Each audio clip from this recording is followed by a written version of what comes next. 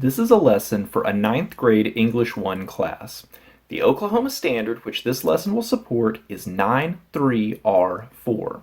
Students will evaluate literary devices to support interpretations of literary texts. The learning target for this lesson is that students will be able to identify similes and metaphors in the text and will learn how to use both to improve their own writing. The criteria for success is that students will be able to distinguish between simile and metaphor in example questions, as well as generate their own examples to be used later in their own writing. All right, good morning everyone. It looks like we are all logged in and ready to go. So today we're going to continue our discussion about figurative language. Last time we talked about several different forms of figurative language, and I feel like we were having a hard time telling the different types apart. So today we're going to slow down, back up, and make sure we all understand. Instead of trying to learn about all of the different types of figurative language, we're going to focus on two of them, similes and metaphors. First, let's remember what figurative language is. So everyone, just take a few seconds and tell me something that you remember about figurative language down in the chat box below. All right, looks like we've got lots of people typing already. I'm just going to give you guys a few more seconds. Several of you are saying that figurative language is when you compare two things. And certainly that's one of the things that you can use figurative language for. In fact, that's what we're going to talk about today with similes and metaphors. So sometimes you can use figurative language to compare two things, but not always. Mason says it's kind of like lying, and you're not wrong. It can be used for that too. All right. So it looks like from the answers I'm getting that you all are telling me that figurative language is when you say one thing but either means something else or you mean something in addition to the textbook definitions of the words that you use. So why is this use of figurative language important? Because it makes the things that we read more interesting. If a writer only used literal language, then all of the sentences would start to sound the same. This happened, then this happened, then this happened. And really, it's just boring for us to read. If we aren't interested, we won't want to continue reading and find out what happens next. The same thing goes in our own writing. We want to make everything as interesting as possible so that our readers want to continue reading and finish what we've written for them. When you read a sentence, your mind doesn't imagine words, it imagines pictures. And by using figurative language, an author can help you to imagine better and brighter pictures so that you'll be interested to continue reading. We're going to start with similes. A simile is a way for us to compare two things by telling our audience that those things are similar. Simile, similar. We do this to show our audience how we feel about the people or objects that are being compared, as well as highlight the traits that we want our readers to notice. Similes will use like or as sort of a marker to show us that we are now comparing these two things.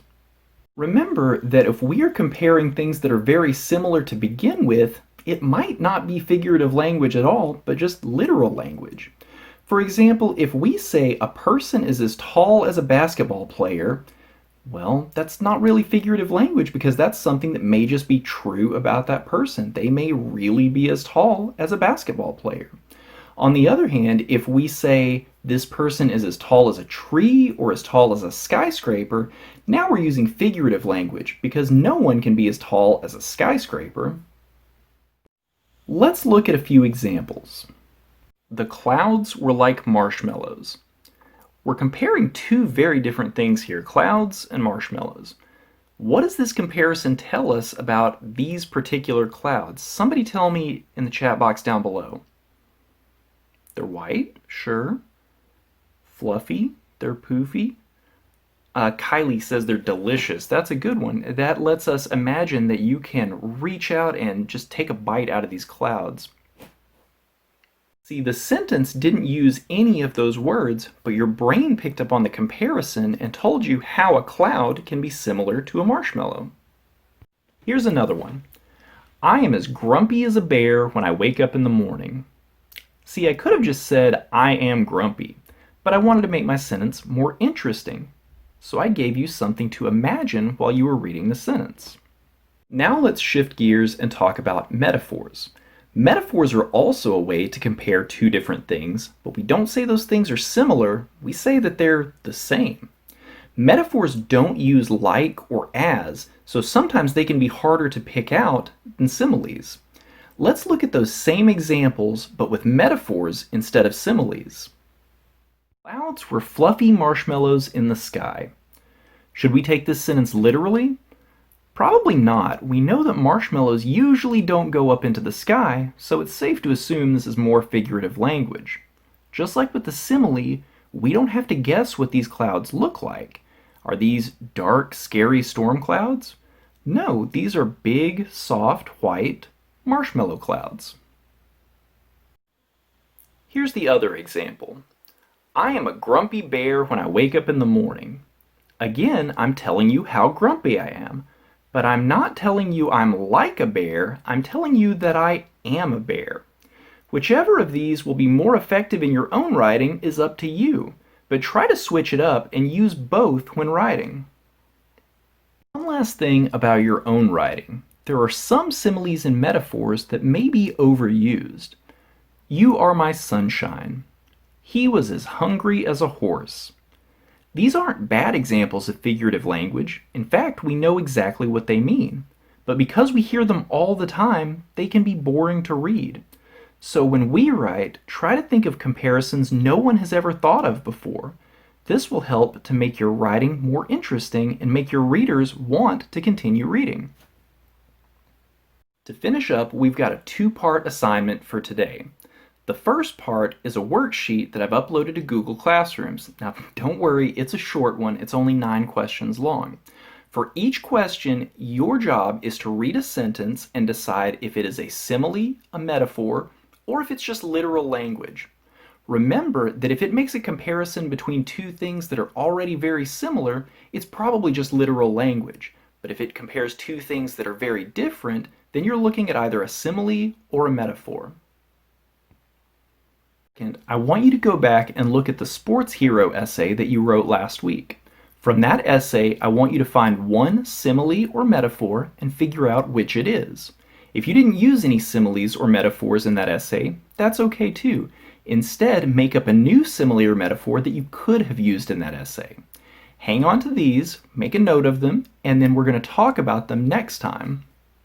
That about wraps it up for today. So if everybody could very quickly give me a hands up if you need to ask a question, or a thumbs up if you have no questions. And it looks like all thumbs up. All right, everyone have a great rest of your day, and we'll talk more tomorrow. There were a couple of strategies which I tried to use in this lesson. The first was because we had a few students on the previous lesson that did somewhat poorly.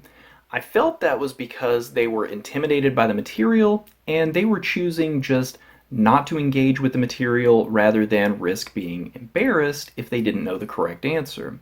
I made a quick list of which students were having a hard time with the material, and I made it a point to recognize their good answers in this lesson, trying to just hook them into the material and show them that it's not as difficult as what they originally thought, because I feel like if they interact more, they're going to understand the material a little bit better. The second strategy was, rather than assigning them a paragraph from their textbook or a handout, having them look through their own work for similes and metaphors that they had already used, whether they had intended to or not.